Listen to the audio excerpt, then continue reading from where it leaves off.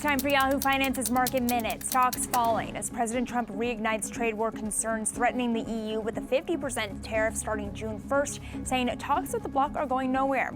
Apple, also top trending ticker on Yahoo Finance, falling as the company is also threatened with increased tariffs. The president recommending a 25% tariff on the company's iPhones if it doesn't start making them in the U.S.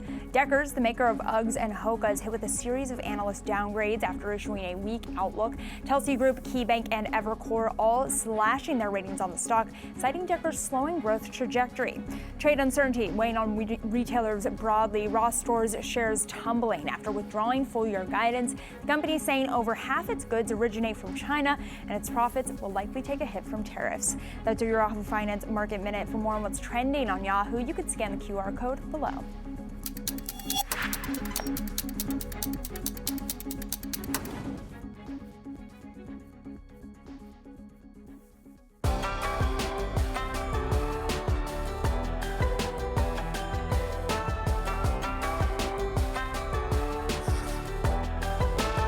Welcome to Wealth, brought to you by Synchrony. I'm Brad Smith, and this is Yahoo Finance's guide to building your financial footprint. Our community of experts will give you the resources, tools, tips, and the tricks that you need to grow your money. On today's show, Portfolio Check-In. We'll discuss why it's important to be consistent with how you invest. And President Trump's tax bill passed the House and heads to the Senate. We'll discuss how the potential new $40,000 SALT deduction cap could impact your tax bill. Plus, Retail Report Card. We'll discuss the retail earnings season with an expert who will break down all of the stocks that could have some room to run here. We've got all that and much more coming up during this hour. But first, let's take a look at some of the market action. We're 90 minutes into the trading day. Stocks are falling as President Trump threatens tariffs on the EU and Apple. My next guest says the most important thing in an uncertain market environment is staying consistent. Joining me now, we've got Tyler Elgard, who is the Gradient Investments Portfolio Manager. Great to have you here with us. So how do you recommend that investors stay consistent right now? Yeah, look, there's a lot of uncertainties, and your guest talked about in the last segment as well. There's just nobody knows what President Trump and his administration are going to be doing with tariffs. We woke up this morning to news of the potential 50% tariff on the EU bloc. We don't know. And so there's a lot of uncertainties. Investors start to get concerned, right? Investing is emotional. And so we get questions quite a bit during these times of, should I go to cash? Should I not invest my money right now? What should I be doing? And our theme is always stay consistent with your investments. Whether you're doing a weekly, monthly, quarterly contribution, continue that investment pattern, because over time, what's more important is time in the market versus timing the market. And even if you do go to cash, trying to reinvest that cash at the right time can be a very challenging thing to do. Most professionals can't even do that. So remaining consistent to your investment pattern and not worrying about the uncertainties, because over time, those uncertainties start to go away, or we get new uncertainties that we start to focus on. So remaining consistent to that plan is what's most important. And investing is absolutely emotional, but at the same time, because you have so many people who are saying, you know, it's my money and I want it safe or I want it to grow. But in a time of the uncertainty or the lack of clarity on some of the trade policy, where are the safety areas, the safe havens that investors can perhaps, at least in the interim, find some comfort in? Well, if you asked me that a couple of years ago, I'd say bonds, but bonds have been very, very volatile. We saw how 2022 was. We've seen the recent news on the 20-year Treasury auction. 17% of dealers had to take it. And so we saw that concern over U.S. debt, the deficit. And so we've seen more volatility this year than we typically see in most years for bonds.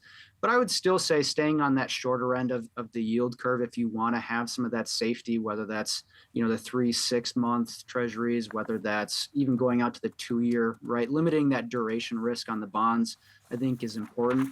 Also, when you start talking about shorter term investments in bonds, we start to think about the Federal Reserve and their actions. Markets pricing in 2 cuts this year. So you could even get some potential price appreciation there if the Federal Reserve does stick to that two rate cuts for this year. So I think if you want to, quote unquote, hide out, I think that's really where you want to go, is that shorter end of the curve for treasuries and any corporate bonds as well.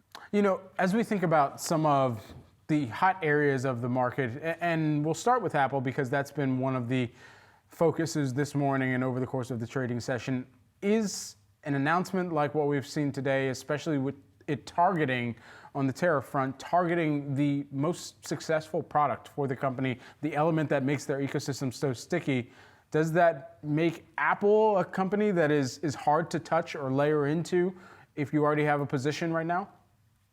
Yeah, I think you still hold Apple, right? I think at the end of the day, Apple is a very sticky product. They've done a fantastic job of creating that environment or that ecosystem of products.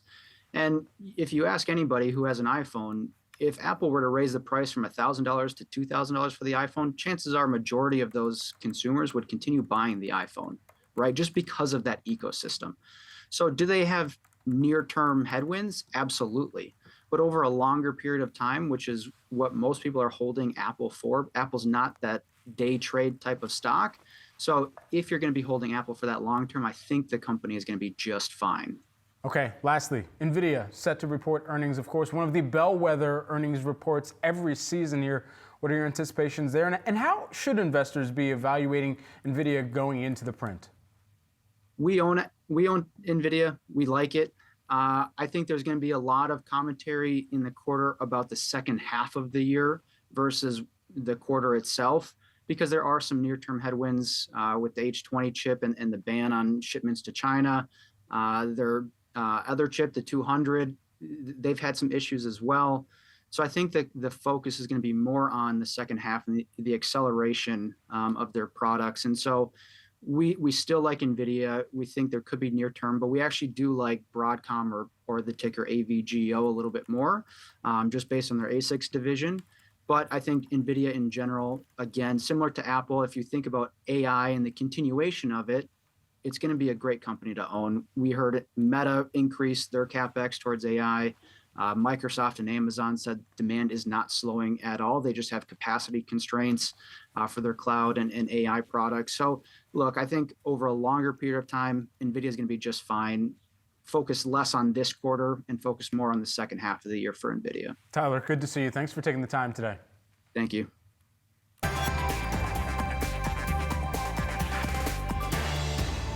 Now time for some of today's trending tickers. We are watching Tesla and Booz Allen. Joining me now, we've got Market Domination co-host Julie Hyman. Julie, good to have you here. First, let's set the scene and talk a little Tesla. Tesla's autonomous opportunities could drive the stock up more than 45% from its last close. This is according to one analyst, Wedbush's Dan Ives, pushing his price target on the EV maker to $500 a share, the highest on the street. And shares of Tesla not moving higher on this a lot. Of course, a flurry of different headlines always to evaluate with this company. Well, newsflash, Dan Ives is a bull on Tesla, right? Like, we already knew that part. So maybe that's why we're not seeing the shares move that much. His $500 is, I think the next highest price target I saw was around $470 by a firm out of China. So, this is highest by a decent margin here.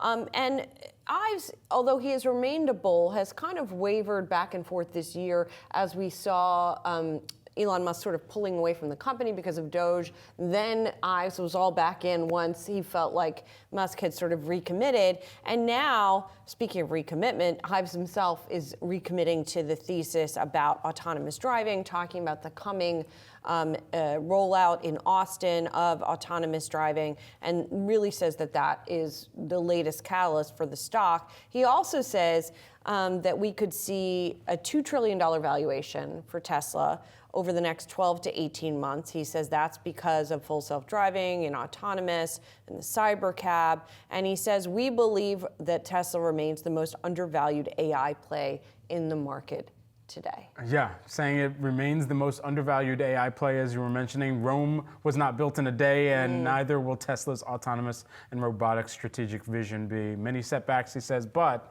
unmatched scale, scope globally, they believe there's huge opportunity. I mean, he does acknowledge that there still needs to be a rejuvenation and rebound in the sales in Europe, particularly of the Model Y in Europe and in China.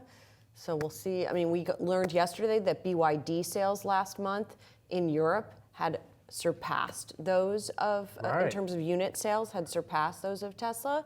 So that was an interesting milestone. So we'll see what happens with their actual bread and butter auto selling business going forward. We're tracking shares of TSLA. We're also tracking shares of this next company, Booz Allen, falling after the company's forecasts for adjusted EBITDA and adjusted earnings per share for 2026 missed estimates. Shares of BAH, it's a bah humbug type of move here that we're seeing, down 13%. Yeah, Booz Allen Hamilton, a big government contractor, almost all of its revenue comes from the U.S. government.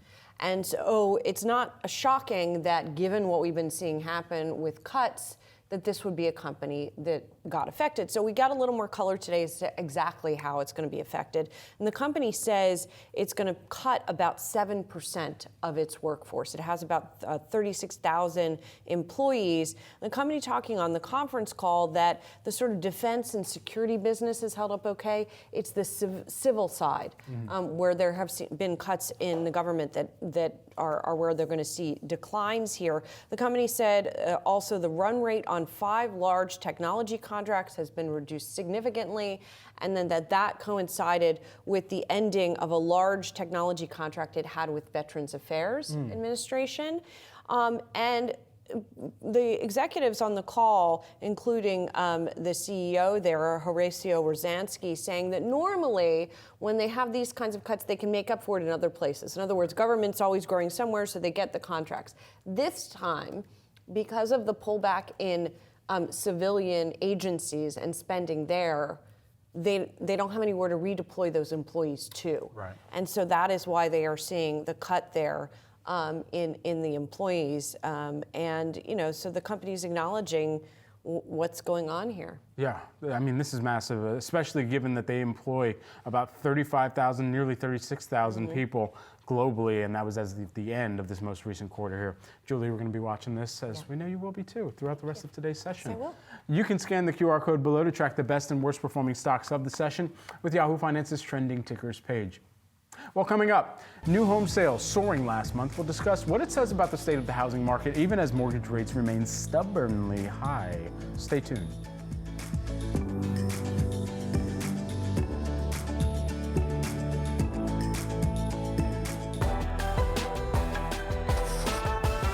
New home sales unexpectedly rising in the month of April, soaring 10.9%.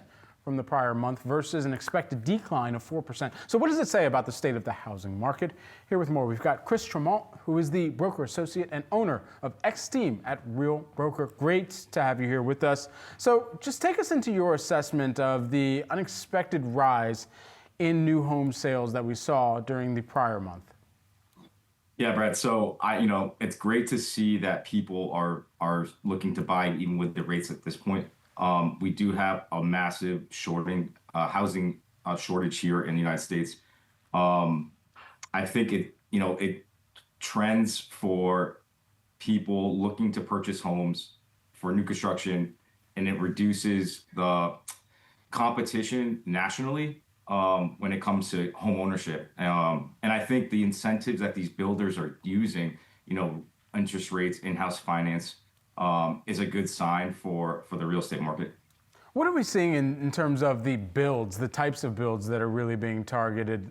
Because that is something that for everyone who's evaluating everything from location all the way out to the pricing that they're looking to get in, perhaps even some of the buy down, that all plays a major role in terms of how the buyer is actually coming in, speaking with some of these builders and saying, okay, this is our price range and this is what we can afford to ultimately build out.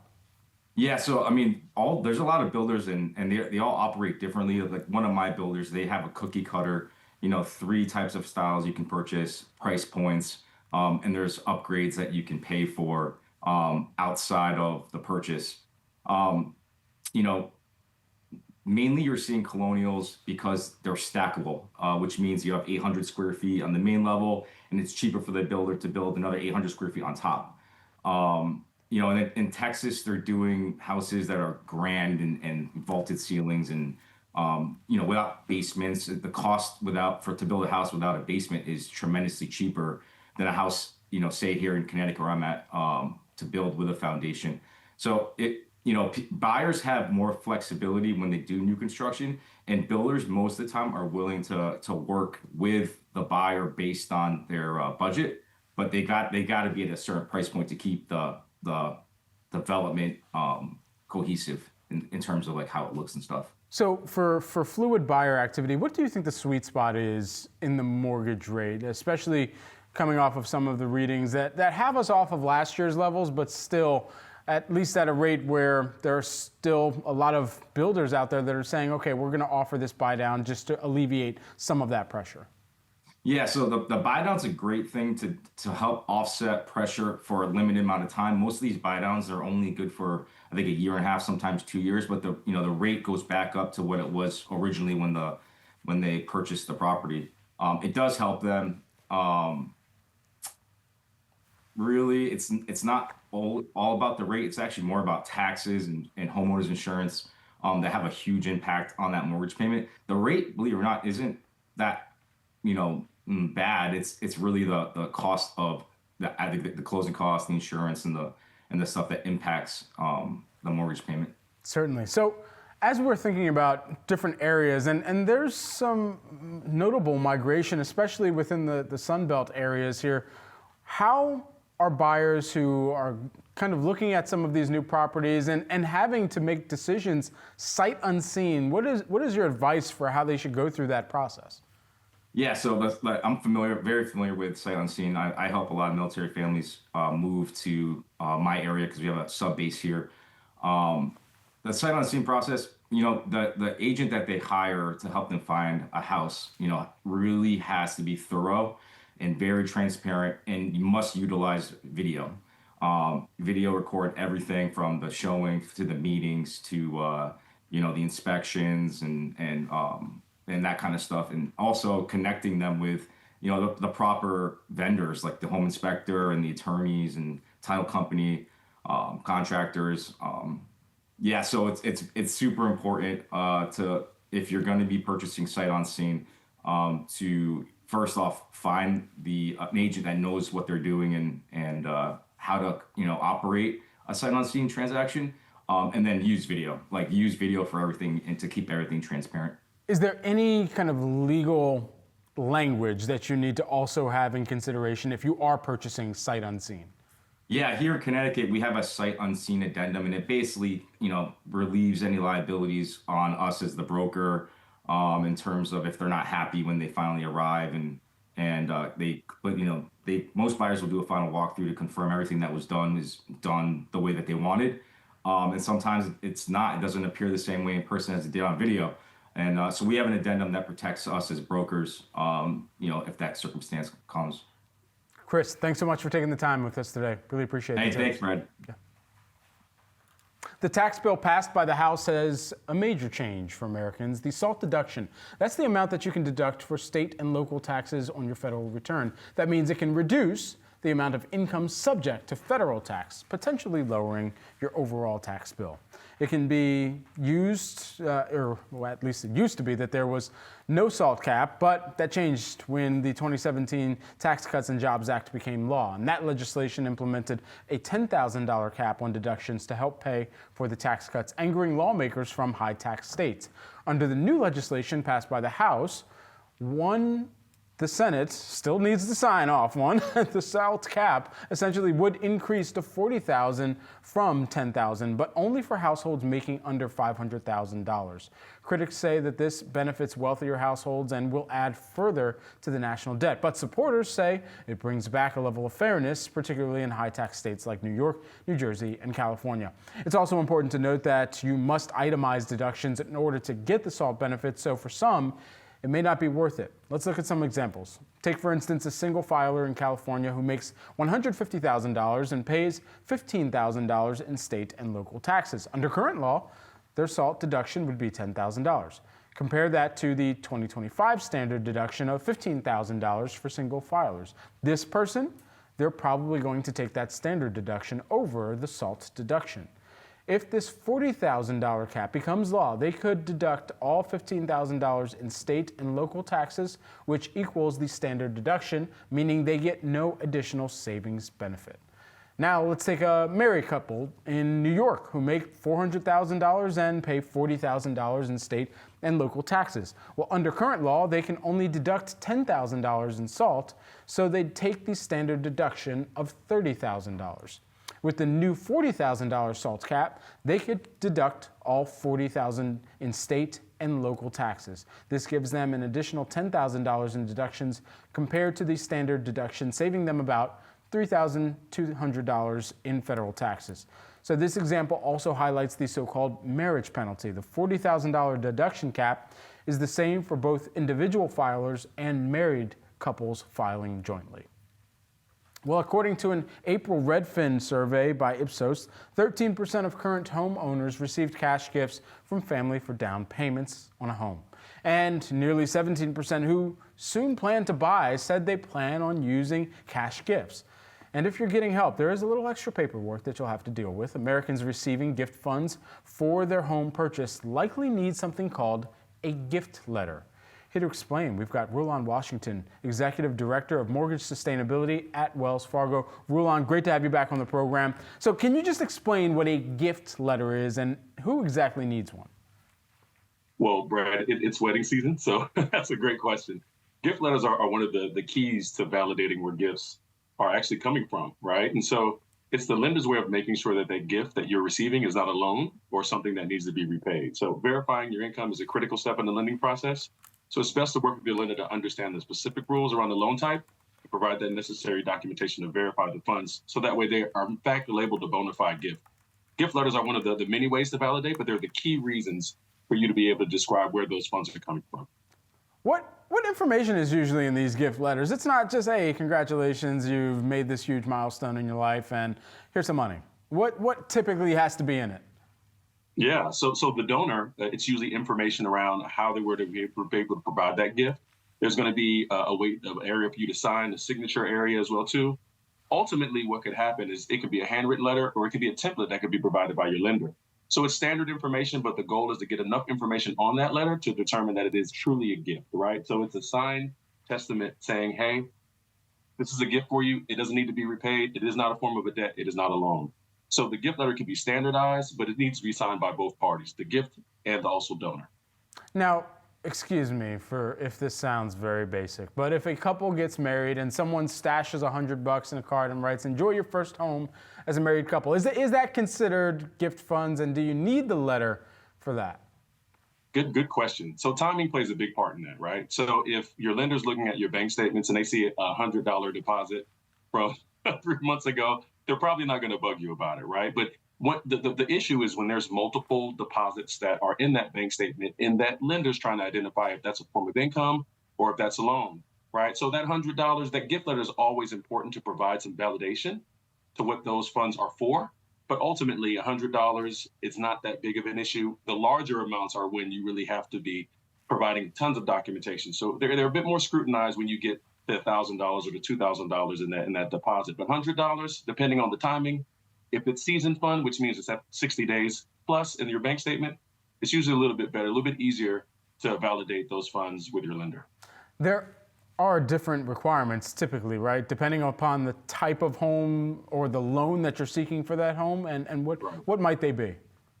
Yeah, so for a conventional mortgage, usually when you're getting a gift, it's focused on your primary residence or a second home. Usually investment properties, you're not able to use those gifts, right? And then you think about an FHA loan or a VA loan, gifts, they're a little bit more lenient, right? So you're able to get a gift from a family member, a friend, a coworker, someone from a union, someone from your church.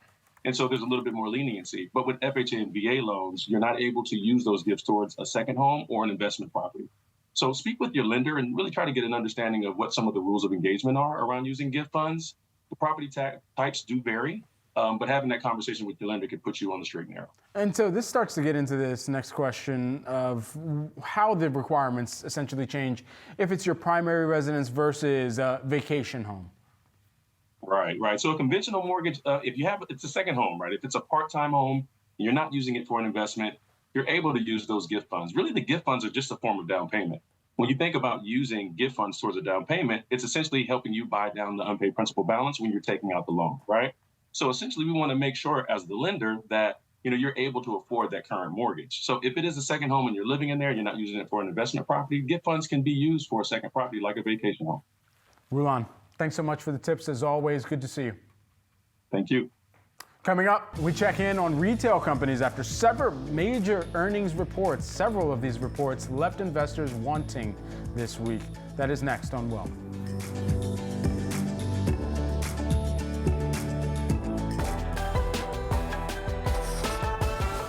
We're excited to partner with Synchrony Bank, our premier sponsor for Wealth. Synchrony Bank is working with Yahoo Finance and Wealth to bring you the insights for your personal finance playbook and help you make your money work for you. Let's get a check on the markets here. We've got the major averages pulled up on my markets board. Lovely panel on the right side here. And now we've got a not so lovely chart here. The Dow Jones Industrial Average, unfortunately, right now you're seeing some slippage. It's down by about 0.6%. I'm going to put this on an intraday view here. And we're off of some of the session lows, so that is good news. We saw a pretty strong candlestick, so a little bit of flows in to start off the session here. But then eventually we're still kind of petering out, figuring out how investors are really going to be digesting some of the latest news on the tariff talk, specifically targeted towards the EU and also specifically targeted towards Apple. We'll check in on Apple in a hot second here. Also, the NASDAQ composite, you're seeing the tech-heavy average lower by about 1%. I'll put this back on a line view here so you can see how that's played out. We've been negative throughout the day for the NASDAQ and the S&P 500. That too off of its session lows, but still in negative territory by about 0.7%. Checking in on our friends here. Let's take a look at some of the sector activity. 11 sectors here on the S&P 500. Utilities, the lone gainer, that's up 0.1%. Technology, to no surprise, pulling up the caboose. That's down by about 1% right now. Check in on the NASDAQ 100, why don't we here? And this is where we're seeing that pressure on Apple during today's trading session. That's down by about 2.25%. Specifically, the iPhones sound like President Trump is going to be taking aim at that if there's not production that comes back to the U.S. Of course, Apple and CEO Tim Cook have long looked across all of the options that they have for manufacturing the iPhone to make it affordable here in the U.S. too. A lot of analyst calls, one from Dan Ives over at Wedbush, reminding that,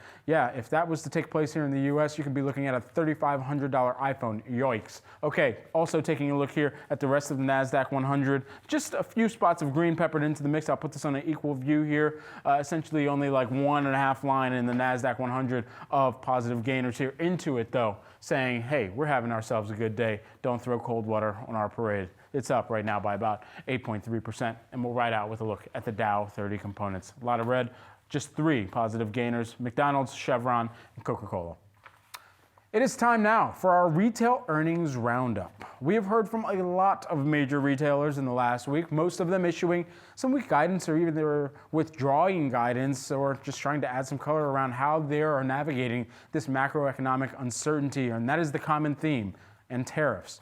Joining me now, we've got Simeon Siegel, BMO Capital Markets Managing Director here. Simeon, always a great pleasure to grab some time with you here. The consumer discretionary sector we know has been essentially flat in terms of revenue growth, showing no change since March 31st. It's at about 2.8% according to FactSet. I want to get your read in on this quarter so far. Good to see you. By the way, how great was that? That is the common theme, ... and tariffs. Like that and tariffs is just, we're never going to get away from that. Things were looking good, and then we wake up today and all of a sudden we're back to another conversation. So I think that is a very big part. I think that it's funny, not since COVID did I care so much when, or rather not did I care, when a company reported mattered so much. When the world shut down, whether you ended in 1 month or another, told the world about your performance, same thing right now.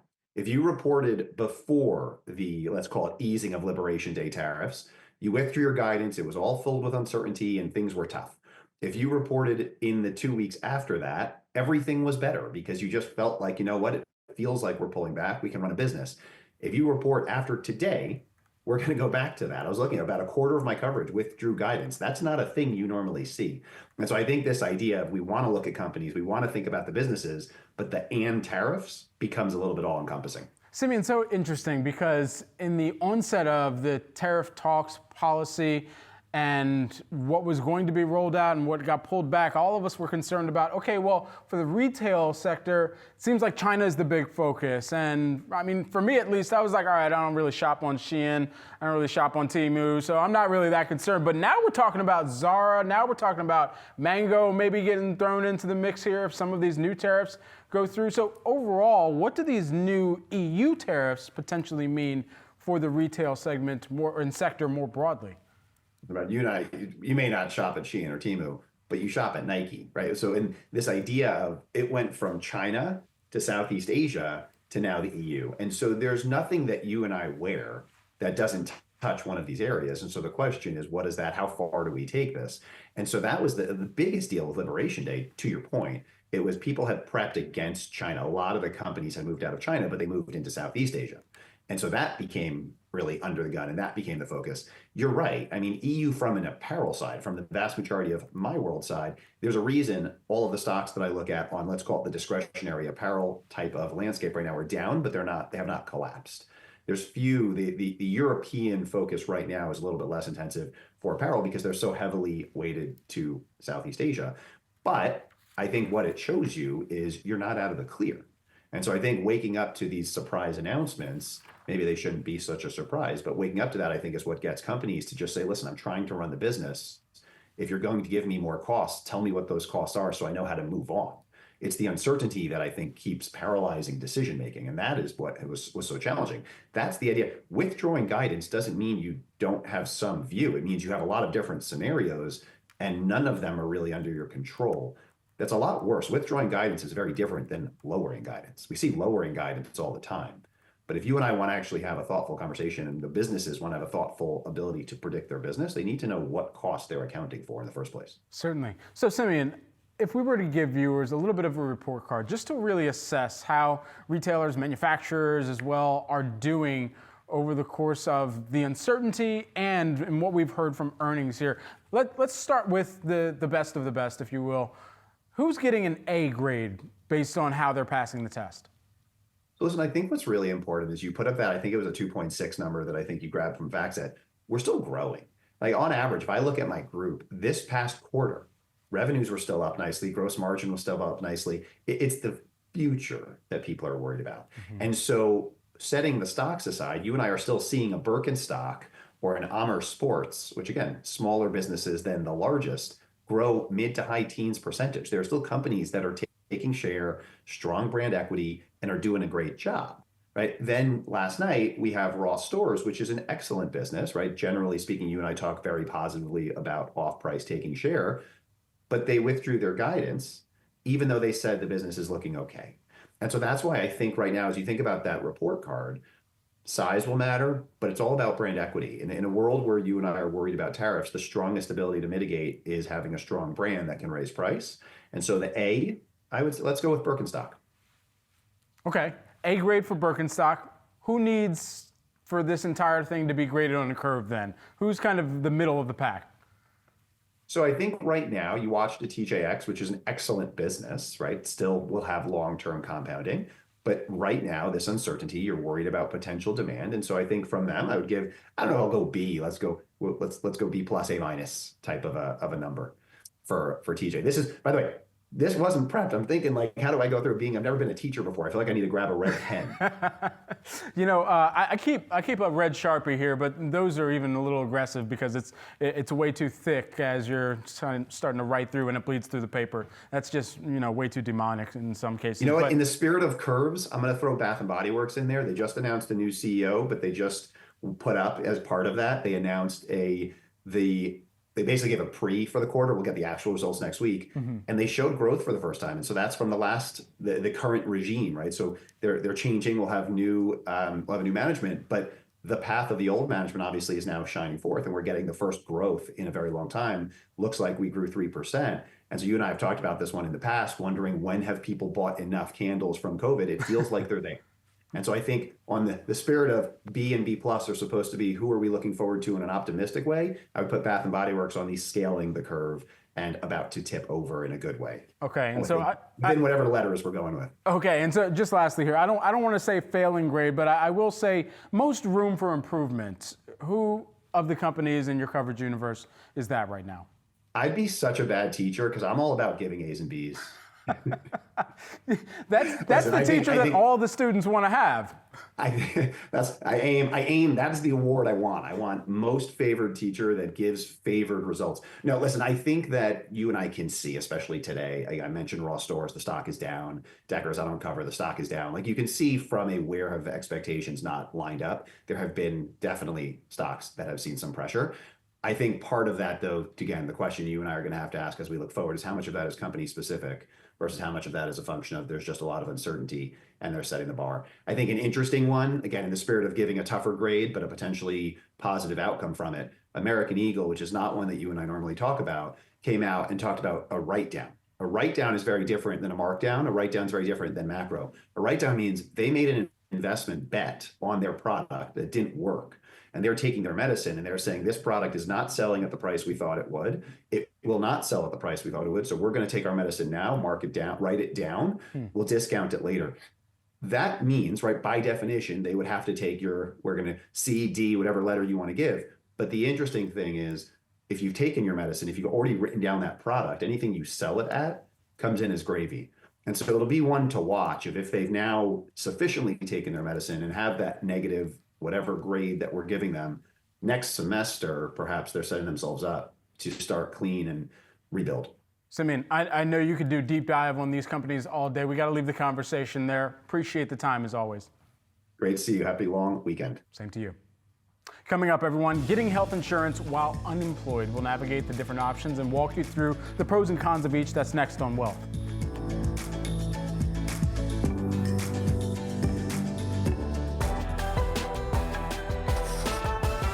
About 24 million Americans signed up for health insurance through the Affordable Care Act exchange for 2025. But some changes proposed by the Republican tax bill could see millions of Americans kicked off of its rolls. Here with more, we've got Yahoo Finance senior reporter Jordan Weissmann. Jordan, what are some of the changes that are coming for Obamacare? There are a handful, and frankly, a lot of them sound a little bit technical, a little bit complicated, but collectively, they could have a fairly big impact. One of the ones people are going to most notice is you will not be able to automatically re-enroll in your coverage anymore. Instead, you're going to have to verify your income, your residence, how many people in your household every single year if you want to re-up your coverage. One of the reasons for this, or maybe the biggest reason behind this, is that Republicans say it's necessary to combat a rash of fraud on the Obamacare exchanges.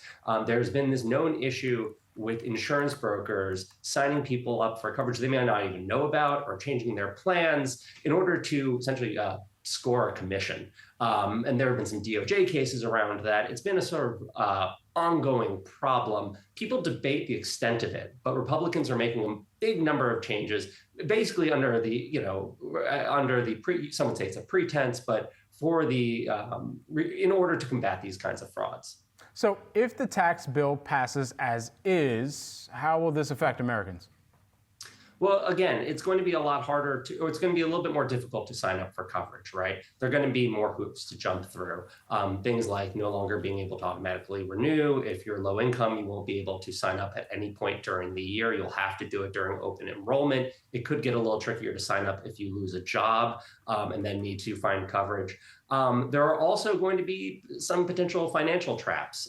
Currently, the way Obamacare works, it's a little bit complicated, you might have heard, but when you sign up, you have to go and essentially guess your income for the coming year. You have to predict how much you are going to make, and that determines how much the government is going to give you in terms of subsidies.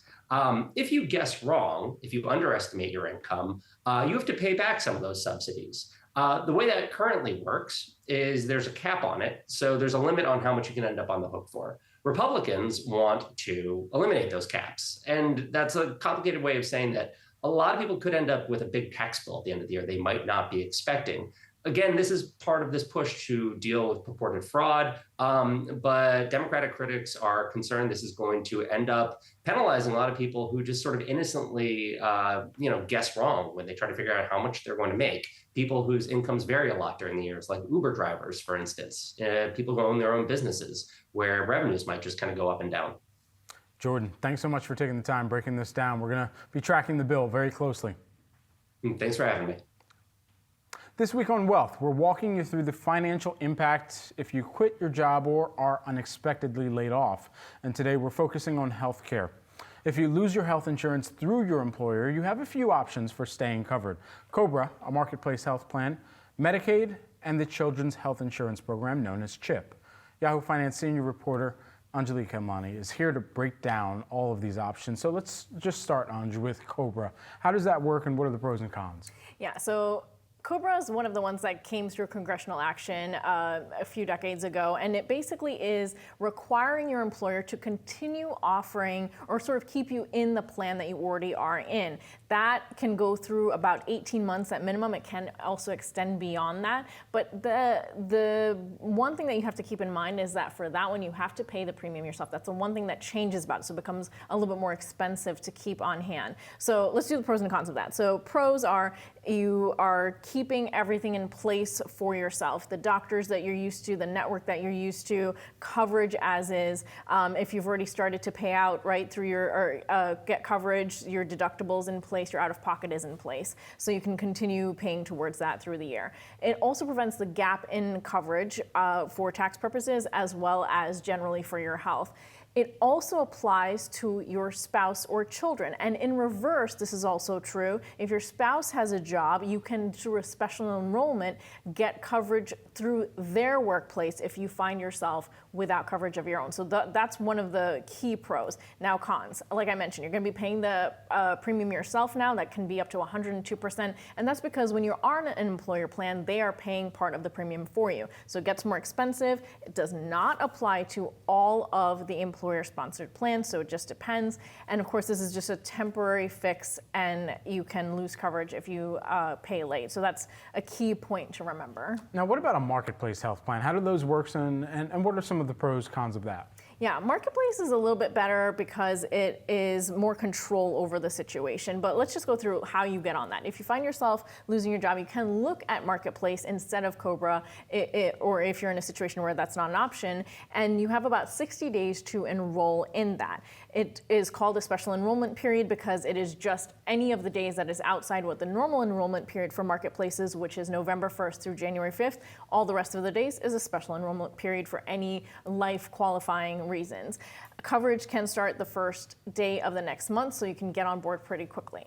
Now, the pros of these plans is that, like I mentioned, it's affordable, so you have the monthly premiums. You can get that subsidized depending on your income, so that also helps. You can also get certain savings because of the special event, qualifying special event in your life. The coverage is generally going to be good. You can generally get, if you're localized, that same network that you're in, your same doctor, if you see someone or if your healthcare services are in the general vicinity that you live. It also is good because we know that the ACA covered pre-existing conditions, so whatever you do have doesn't disqualify you. Now, the bad part, because of that coverage, the limited networks, if you do see someone who is outside of your general living vicinity or work environment, that could lead to you losing access to your doctor. So that's something to watch out for. The high out-of-pocket cost, because these plans generally tend to be high deductible plans. And so you lose any payments you've made towards plans with your deductible and out-of-pocket on top of getting a higher threshold to surpass for the year before 100% kicks in. Also, you have those strict deadlines. So those are sort of the pros and cons of both. You covered the two main options. With the 30 seconds we have left, what are some of the alternatives that we have? You mentioned Medicaid and CHIP. That is just good to know that each state does work through those differently. So you'd have to check based on local rules how and whether or not you do qualify. But those are obviously a little bit more income-based. So if you are in that income level, that's another option to take a look at. Anjali, thanks so much. We've got more wealth on the other side. Stick around.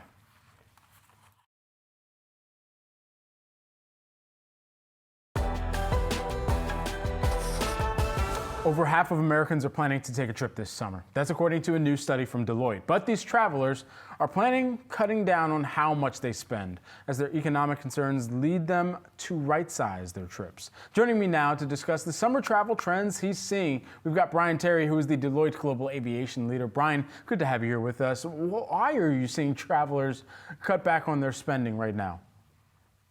First, thank you very much for having me today and appreciate the opportunity. As we look at the travel market, you're correct. Our data shows that more than half of Americans, 53%, are planning to travel this year. That's up 5 percentage points over last year.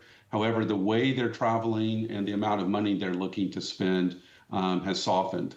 I think we saw some of this naturally coming out in the February and March timeframe, and when we first went to field our survey at the end of March. And we saw a noticeable decline and further softening in our April fielding as well. Prior to April, we saw people planning to actually spend 13% more than they were last year. In April, that had declined to only 1% more. And the way they are looking to cut back is through many different factors. One is taking fewer trips or shorter trips, or staying in different type of lodging facilities, such as fewer stays in destination properties, more in hotels and rentals, etc.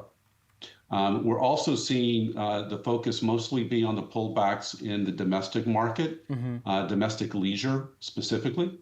For those travelers who are looking for international trips and more premium travelers, that demand still is relatively strong relative to last year. Interesting. So what are the perhaps fluctuations in the data or the changes, the delta, depending upon age and the demographic? Great point. So if we look at who's traveling, higher income individuals and families, those with household incomes above 100,000, are really representing the majority of growth in travel. We're also seeing growth from Gen Z, and we're starting to see some pullback from the baby boomers. So it's that combination of higher income individuals and families who have the ability and desire to travel, as well as the Gen Z population who may not have the same level of income at this stage, but their focus and desire on the experience economy is reflected in their desire for travel. And so are we driving places more? Are we continuing to fly? What is perhaps the biggest decision factor that you're seeing? We only have a few seconds. Little bit of both. So we're seeing more trips relative to the overall pie by auto, but we are also seeing a lift or forecasting a lift in air travel as well, up 2% year over year. Bryan, thanks so much for breaking this down. Hope you get some good R&R and travel in for yourself as well. Thank you, and you have a great weekend as well. Thank you. That's it for Wealth, everyone. I'm Brad Smith. Thank you for watching. You can stay tuned for Market Domination that comes your way 3 p.m. Eastern Time. They'll count you down to and through the market close.